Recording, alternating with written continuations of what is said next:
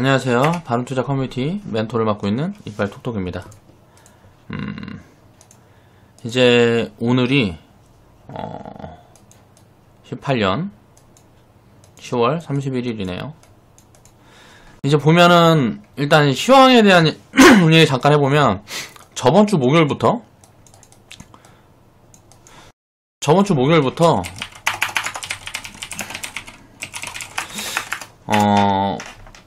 월요일인가? 월요일까지인가? 이제 투매가 가장 강하게 나왔어요. 한 1조 2조가량 나왔던 것 같아요.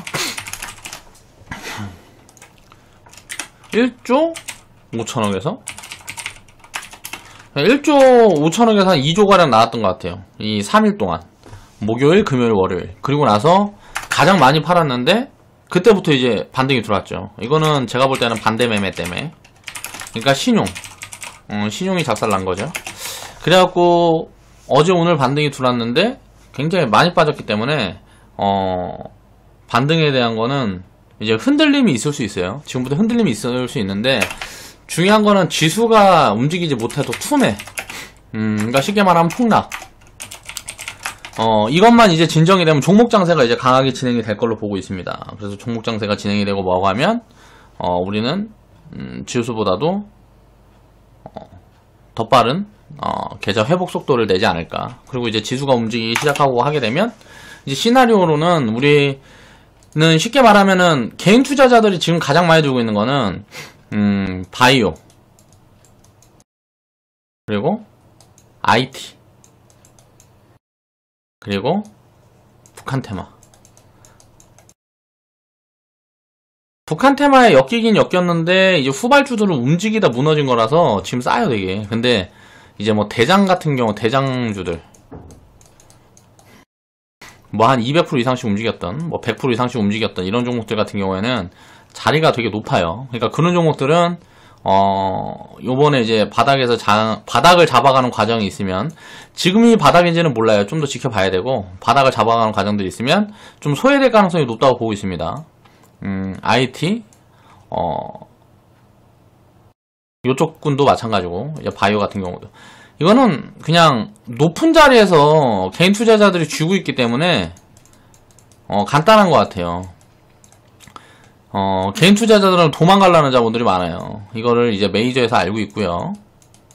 그렇기 때문에 얘네들만 빼고 사겠죠. 사준다 그래도. 많이 해먹었으니까 여기에서. 메이저가.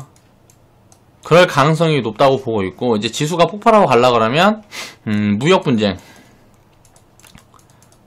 이제 이게 해결이 돼야 되는데, 요런 부분들이 미국 중간선거가 이제 다음 주나 있나?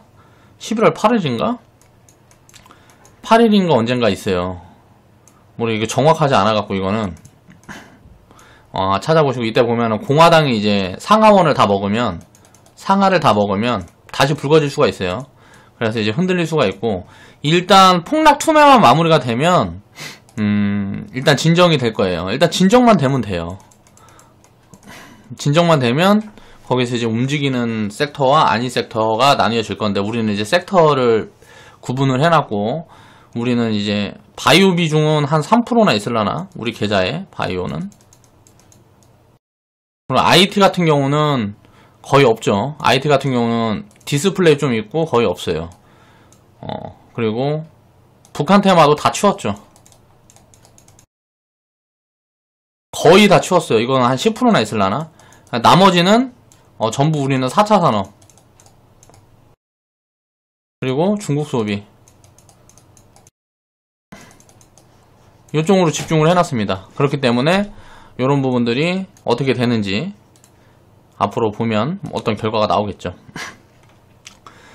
그러니까 지금 화가 많이 나 있어요. 이제 주식 투자하는 사람들이 화가 많이 나 있는데, 뭐라 그래야 될까? 당연히 손실 중이니까 화가 났겠죠. 그리고 누군가 탓을 해야 되니까. 그리고 우리 회원분들이 얼마나 뭐라 그럴까, 뭐 그런 말을 많이 하시는데, 우리 회원분들은 이상하게 뭐라 그러시는 분들이 없어요. 좀 저한테 뭐라고 해줬으면 좋겠는데, 그렇게 막 화내고 짜증내고 막 되게 힘들어하고, 제가 이제 회원분들 마인드를 잡기 위해서 노력을 해서, 그런 거라고, 생각을 해보겠습니다. 회원분들이 우리는 이제 채팅방을 공동으로 운영을 하고 있기 때문에, 여기에서 이제 막, 뭐라고 막 하고 하면, 회원분들이 다 알 수 있죠. 근데 이제 그런 부분들이 많이 없어서, 거의 없어요. 지금 이제, 물론 손실폭이 좀 깊어졌지만, 지금 뭐 제가 봤을 때는 20%에서 30% 정도면 지금 장에서는 이제 무난하다고 보고 있고요. 물론 이제 예측을 못했습니다. 2008년도 지금 2008년도보다 더 싼 것 같아요. 제 판단에는, 왜냐면 2008년도에는 그럴 만한 상황이었고 지금은 그렇지 않은데 밸류가 거의 차이가 없거든요. 그러니까 그런 부분들을 보면 2008년보다 더 싸다 생각을 하기 때문에 굉장히 좋은 기회라고 생각을 하고 있고, 이 구간까지는 내려오지 않을 거다라는 판단이 있었기 때문에 5월달에 이제 우리는 100%를 다 채웠었던 거고, 이런 것들이 이제 결과가 어떻게 될지 지켜보자고요. 우리는 털린 사람 없잖아요.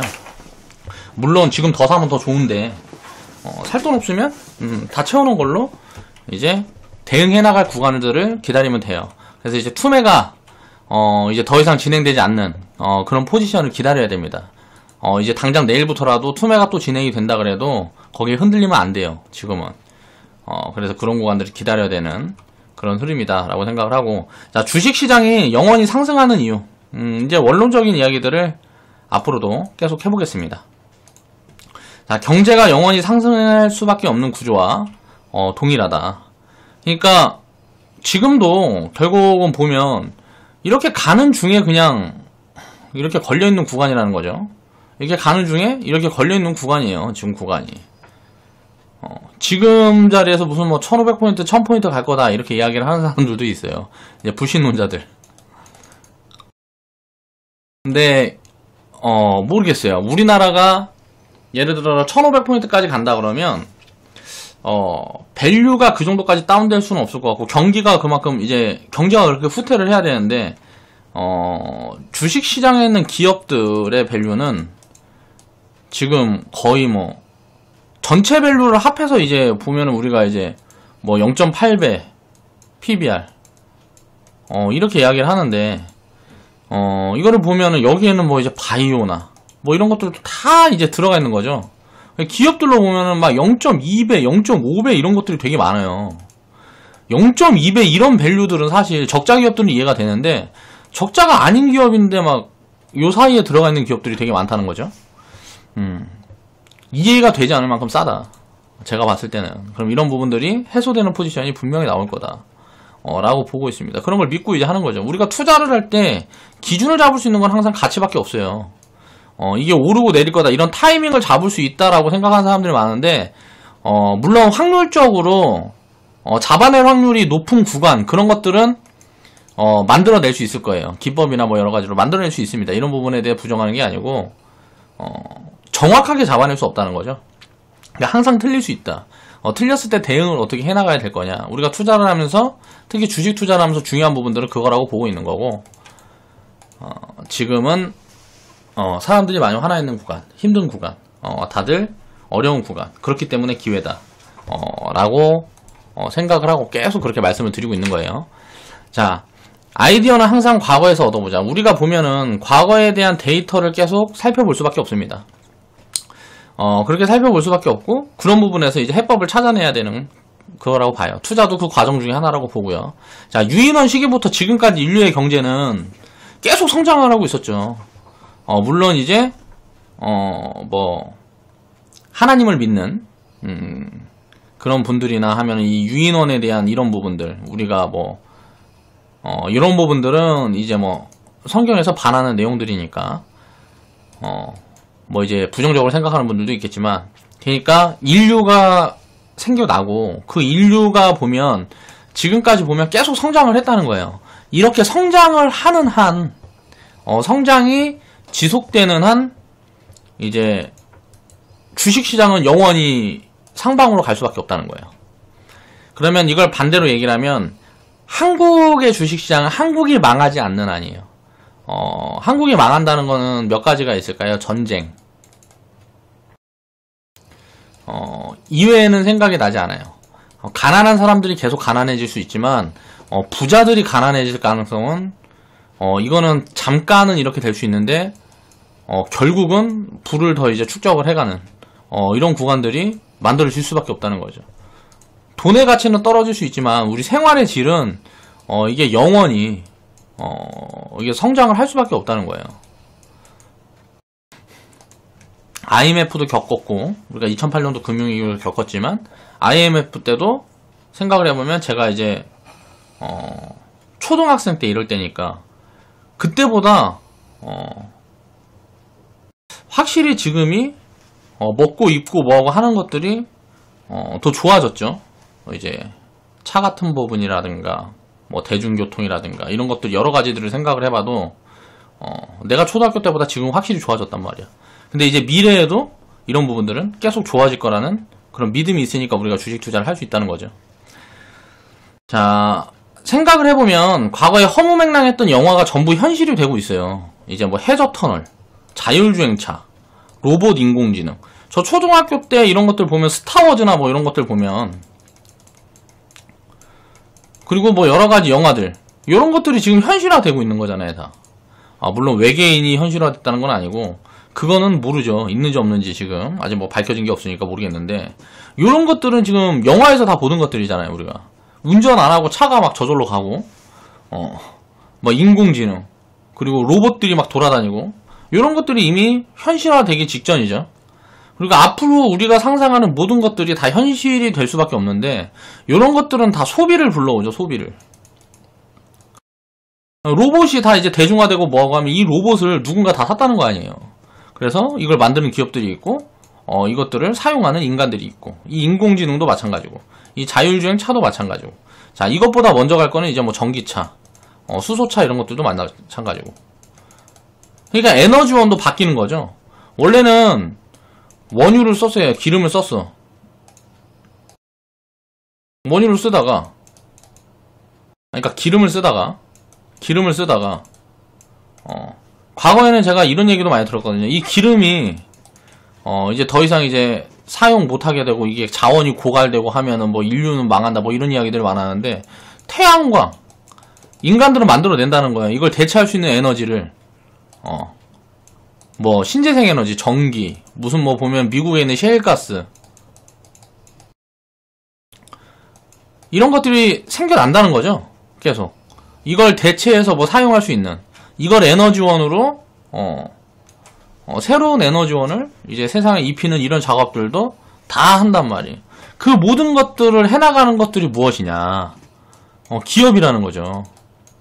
기업들이 그걸 해나간다는 거죠. 그런 신기술이라든가 신산업이라든가 이런 걸 만들어가는 거고 자본이라는 게 이걸 만들어갈 수 있도록 쉽게 말하면 기업의 밥은 자본이에요. 이 자본이 있어야 무언가 새로운 세상을 만들어갈 수 있는 거고 세상은 그렇게 인간들이 생각하는 방향으로 결국은 가고 있다는 거죠. 그렇게 되는 동안에는 주식시장은 영원히 상승할 수밖에 없고 지금도 그 파동의 하나일 뿐이다. 그냥. 근데 이런 파동만 만나면 서로 적이 되고 다들 힘들어하고 일단 죽일 놈을 찾아야 되니까 그렇다 보니까 죽일 놈을 문정부로 이제 뭐 결정해 놓은 사람들도 많아요. 사실 박근혜 대통령도 그렇고 박근혜 대통령이 잘못한 건 없잖아요. 거의 노란한 것 뿐이지. 뭐 최순실이라든가 걔네들한테 노란한 것 뿐이지 박근혜 대통령이 뭐 잘못한 게 얼마나 있을까 싶어요. 사실 제가 볼 때는. 그러니까 어떻게 보면 마녀 사냥 낸 거고 문정부 같은 경우는 지금 보면 사실 더 잘못한 게 없죠. 그냥 열심히 노력할 뿐이죠. 자, 노무현 대통령 이제 여기에서 이제 무언가 얻은 것들이 많이 있는 거죠. 이렇게 사람들을 생각하는 마음. 그러니까 마음은 그런데 그런 것들이 결과가 지금 안 좋게 나타나고 있으니까 대외적인 환경이라든가 그런 것들이 안 좋게 나타나고 있으니까 돌을 맞는 거예요. 그러니까 두둔하는 건 아닙니다. 일단 경제정책이나 뭐 이런 것들 보면 정말 엉망인 것 같아요. 제가 봤을 때도. 그런데 그런 부분들 때문에 시장이 이렇게 타격을 받는 부분들도 있을 거고 뭐 여러가지 요인이라는 게 항상 겹쳐서 있는 거니까 이것보다 더한 거는 사실 뭐 트럼프라는 사람이 미국 우선주의 이걸 가져와서 그러죠. 너도 나도 다 잘 살자. 힘을 가진 사람이 그렇게 하면 좀 뭔가 이런저런 게 약한 국가들이나 이런 데들이 좀 숨을 쉴 수가 있는데, 이런 데서 이제 쪼여버리면 어쩔 수 없는 거죠. 근데 이제 트럼프가 잘하고 있는 부분들은 사실 중국에 대한 부분들은 잘하고 있는 거죠. 누가 예를 들어서 뭘 베껴가고 자꾸 남의 거를 베껴가고 뺏어가는 거나 다름없으니까, 지적재산권을 이제 남들은 많은 자본을 투입해서 많은 돈을 들여서 무언가를 만들어 놓으면 그거를 해부해가지고 쉽게 말하면 베껴버리면 그런 것들이 되게 쉽잖아요. 그러니까 합법적인 게 아니고 어떻게 좀 반불법적으로 그렇게 하고 있는 거죠. 법으로 제한할 수가 없는 것들, 어려운 것들을 사실 법으로 제한하기 어려운 것들을 하고 있는 거고, 중국에서는 그런 부분들을 이제 트럼프, 미국이 공격하고 있는 거고요. 니들 왜 그래? 그러면서 이제 공격하고 있는 거고, 지금 이제 무역전쟁이라는 부분들은 사실 이제 무역 흑자와 적자 부분들이 아니고 요런 중국의 이 성장, 그래서 이제 미국을 넘어설 수 있다, 이런 위기감을 느낀 거다 라고 요즘은 해석하는 것들이 많은 것 같고, 저도 그 부분이 맞는 것 같아요. 근데 이거를 이제 미국이 계속 공격을 하려면 미국은 이 경기가 굳건해야 돼요. 경제가 안 좋고 뭐고 하면 자본시장 같은 게 우리나라처럼 이렇게 되지 않아요. 우리나라는 이렇게 작살나면 뭐 한 30% 빠지고 50% 빠지고 뭐하고 하면 그냥 요 정도에서 끝나는데, 뭐 청와대 이제 청원 들어가고 뭐하고 그냥 이 정도로 끝난단 말이에요. 한국 같은 경우는. 왜?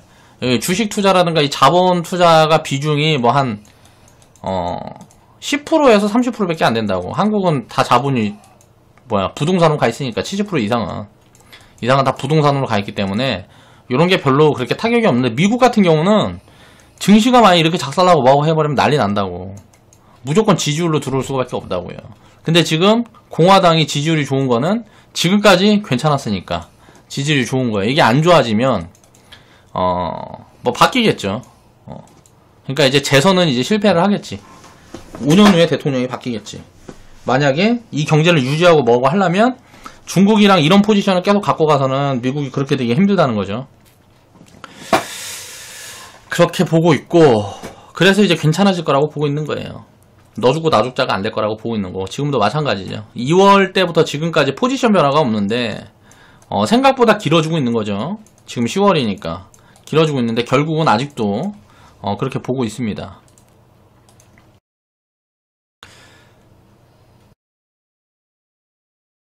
그러니까 우리가 상상하는 것들은 이제 시기가 문제지 결국 언젠가 현실이 되더라. 그래서 이제 신산업이 나오는 거고, 우리가 그런 부분에 내가 직접 할 여력이 안 되니까 투자를 하는 거죠. 우리가 알 수 있는 것과 알 수 없는 것을 섞어가는 게 투자다. 그러니까 미래의 일은 우리가 알 수가 없어요. 그러니까 미래 가치, 우리 투자자의 입장에서 생각을 해보면 미래 가치에 대한 부분은 알 수가 없기 때문에 상상력이 들어가야 된다. 이게 들어가야 된다는 거죠. 뭐가 되겠다. 그래서 이걸 현재 가치로 갖고 오면 이게 얼마쯤 된다. 그러면 여기에서 이제 미래값이라는 걸 집어넣어서 이걸 디스카운트 하면 어느 정도가 싸고 비싸고 이런 걸 봐야 되는데, 일단 무조건 비싸죠. 미래가치가 반영이 돼 있는 주식은 무조건 비쌉니다. 그러니까 성장주들은 무조건 비싸요. 그럼 이 비싼데 여기서 이 비싼 거를 부각시키는 시점이냐, 싼 거를 이제 부각시키지 않는 시점이냐. 비싼 것보다 성장성을 부각시키는 시점에는 이제 그러니까 언론의 영향도 많이 받고 그래요. 성장주들은 쉽게 말하면 금리가 지속적으로 올라가는데 이게 부담이 되는 부분부터는 이제 성장주는 성장주보다는 가치주가 좋고 뭐 이런 것들이 이제 반복이 되는 거죠. 그럼 현재 가치, 이 현재 가치는 간단해요. 우리가 주식으로 볼 때는 이제 간단하게 청산가치 PBR로 볼 수 있는 거고, 시장을 전체 밸류를 우리가 볼 때도 이 마찬가지라는 거죠. 그러니까 주식을 고를 때도 저는 PBR이 싼 걸 좋아합니다. 싼데 이것들이 올라갈 것들을 좋아하는데, 이걸로 베이스를 깔아놓고 성장주를 섞어가는 그런 투자를 하죠. 근데 기간이 필요하죠. 시간이 필요하죠. 싸다는 거는 항상 이야기했던 것지만 싸다는 거는 무언가 문제가 있거나 성장률이 둔화되거나 뭐 이런 것들이 보여질 때 싼 구간으로 내려와요. 다 좋다 하면 절대 싸질 수가 없어요. 싸질 수가 없죠. 그러니까 청산 가치보다 싸질 수가 없다는 거예요. 제 말은. 저평가가 들어올 수가 없다는 거예요. 그러니까 저평가라는 거는 가격에 대한, 지금 주가에 대한 걸 가지고 저평가, 고평가를 나눌 수는 없어요. 제가 생각했을 때는 요게 싸려면 무조건 자산 가치가 많아야 된다는 거죠. 그러니까 자산 가치가 많고 뭐가 저평가돼 있다고 주식이 지금 당장 뭐 1년 뒤에 오른다, 2년 뒤에 오른다 이런 건 없어요.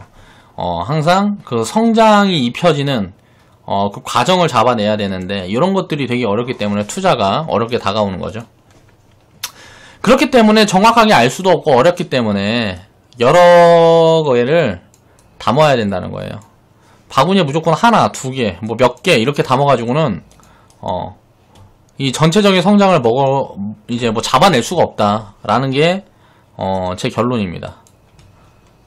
그래서 한국에, 이거 한구라고 써있네. 한국에 주식시장이 시작이 되고 지금까지 추세는 상승이에요.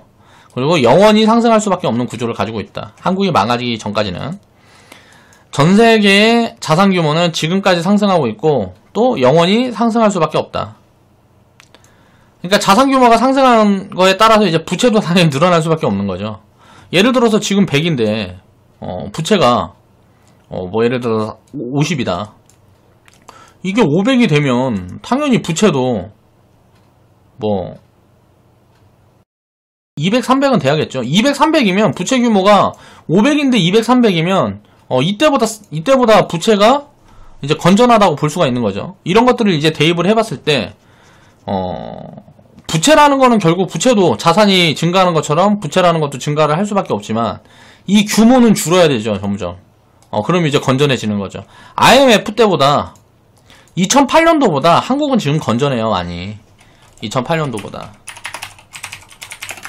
지금이 더 건전하다.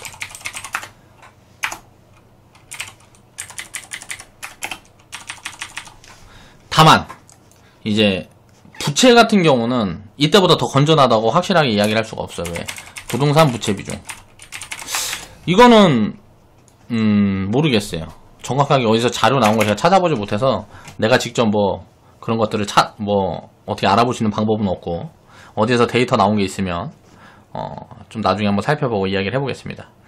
그래서 이거를 믿고 우리는 투자를 하는 거다. 그리고 돈이 없는 서민들이 성장할 수 있는 유일한 방법은 주식 투자인데 주식 투자는 쉽게 말하면 단기간에 쇼부가 안 나요. 막 1, 2년에 쇼부가 안 난다고. 투자라는 거는. 그런데 그렇게 쇼부를 내려고 그러다 보니까 사람들이 힘들고 항상 실패하고 하는 거예요. 자, 보면 우리가 볼게요. 주식시장이 이제 IMF 전에도 있지만 이제 1998년도부터 그냥 보자고요.